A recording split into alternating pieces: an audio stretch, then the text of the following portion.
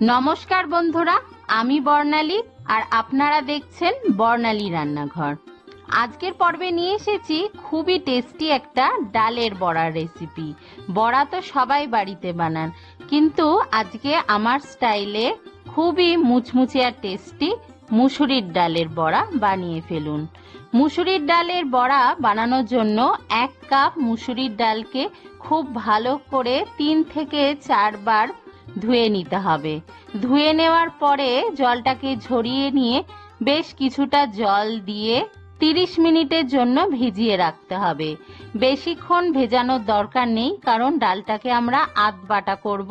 বেশি smooth paste বানালে বড়ার টেস্টটা ভালো হবে না। এবার সে ভিজিয়ে রাখা ডালের জলটাকে ঝরিয়ে নিয়ে একটা মিক্সার জারের মধ্যে ডালটা দিয়ে দিচ্ছি, আর জল ছাড়াই এটাকে আধ বাটা করে বেটে নিয়েছি। দেখুন, ঠিক এইরকম একটু দানা দানা থাকতে হবে।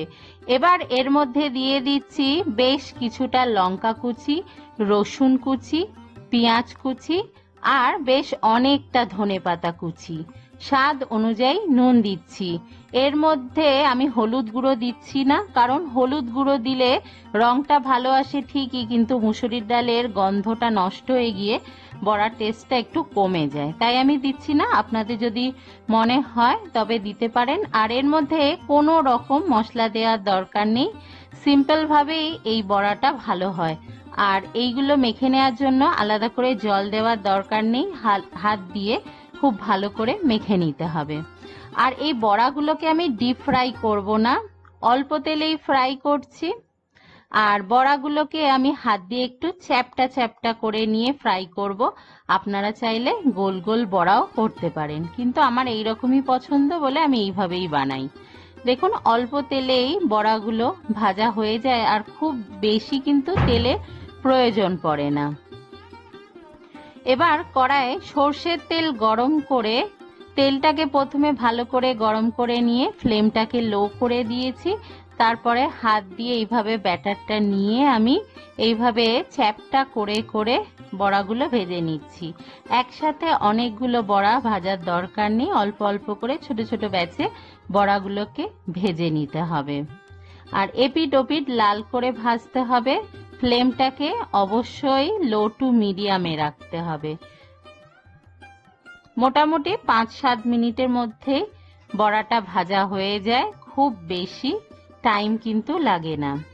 অনেকে এই বড়ার মধ্যে আদা বাটা দেন, কিন্তু আমি দেখেছি আদার থেকে রসুন বাটা দিয়ে মুসুরির ডালের বড়া করলে মুসুরির ডালের বড়ার মধ্যে একটা সুন্দর ফ্লেভার আসে, আর টেস্টটা কিন্তু খুব ভালো হয়।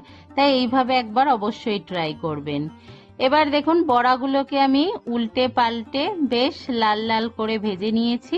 এর থেকে বেশি আর ফ্রাই করার দরকার নেই, তাহলে একটু তেতো তেতো হয়ে যেতে পারে। এবার তেল থেকে তুলে নিচ্ছি বড়াগুলো। গরম গরম ভাতের সাথে আমি এগুলোকে সার্ভ করব। তৈরি হয়ে গেল আমাদের আজকের রেসিপি, খুবই ক্রিস্পি আর টেস্টি মুসুরির ডালের বড়ার রেসিপি। অবশ্যই রেসিপিটা ট্রাই করবেন, আর আপনাদের কেমন লেগেছে সেটা আমাকে কমেন্ট করে জানাতে ভুলবেন না।